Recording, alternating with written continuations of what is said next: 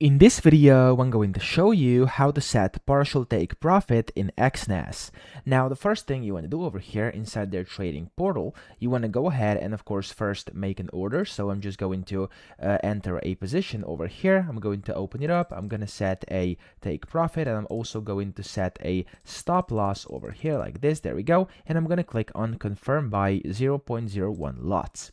Now, over here, my position is now open, and if I would like to set a partial take profit, you have two options. You can either click on modify position, and you can go ahead and modify your take profit, and you can of course move it. So you can see over here, you can just move it like this on your screen. You can move it of course up or down, and then via doing that, you will be able to essentially take just part of the profit and essentially set a partial take profit, or you can just partial close and select how much you would like to close. So for example, 0.001, which I can do because that's the minimum you can actually do on here.